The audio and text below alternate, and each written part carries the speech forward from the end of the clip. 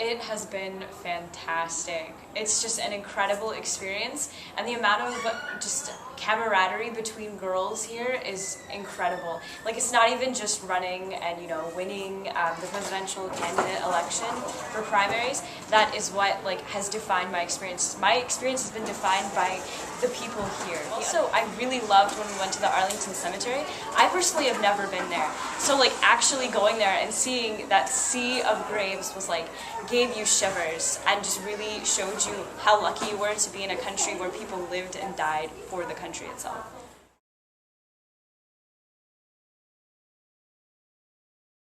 I would want to be a tree in Arlington Cemetery because of the fact that I've never been there before, and when I went there and I saw the rows upon rows of graves of people who had lived and died for our country, I was just so touched, you know, like you see that and you're like, that was dedication right there. Those were human lives that they like someone had said that, you know, it's like they've taken their lives and written them in checks, and they're like empty checks, and it can go to the extent that they pay their lives for serving in the military. So I said that I would want to be a tree in Arlington Cemetery and just stand over them as like an ancient sentinel guarding our soldiers, and that was how I saw it. You know you're at Girls Nation when you stay up till 2 in the morning talking about politics. Never happens anywhere else. Never.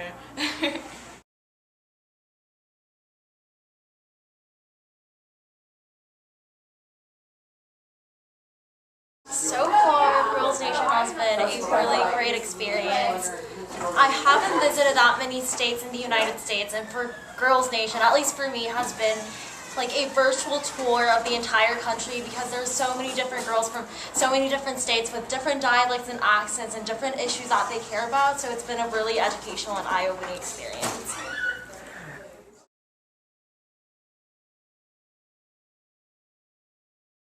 I have been involved in a club that I started, Young Feminists, and we actually support the organization called Half the Sky Movement, started by Nicholas Kristof, who is a columnist at the New York Times, and he's very passionate about issues that in regards to women's rights and women's education all across the globe. So we've been raising money for that organization, and I've participated in multiple political campaigns, phone banking, cutting turf, and becoming like a data intern. So. You know you're at Girls Nation when the nation's most intelligent, beautiful, and bright young women are all in the same spot. You're at Girls Nation.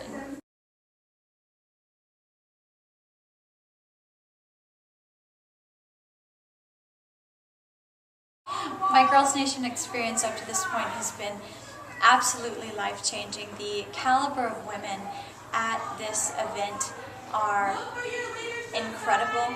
I've never been surrounded by such an accomplished and humble group of women who rally together to support each other in everything that we do.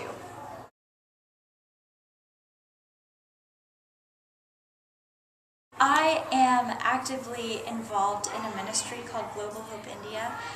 We work specifically in an orphanage in southeastern India that ministers to children, orphans who have disabilities and who have basically been rejected and outcast by their society. Sarah's Home is what it's called, and they take them in and nurse them back to health and give them an education and people that love them. When you are completely exhausted but still incredibly excited and happy about debating legislation.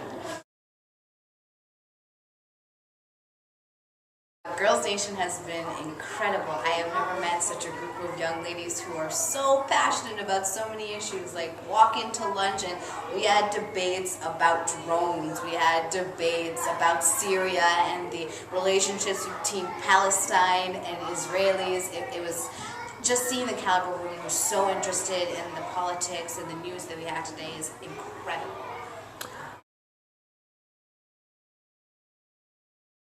Actually, when I was a freshman, I read a book about the Rwandan genocide, which prompted me to give up my Christmas presents forever. So I then took the money that my parents would use for my Christmas presents that I would send to my home country of Kenya, and I donated to an orphanage that was in my city called Karatina, and it gives them food and supplies for school throughout the year, and it's called Karatina Children's Home, and I fund them yearly every Christmas time.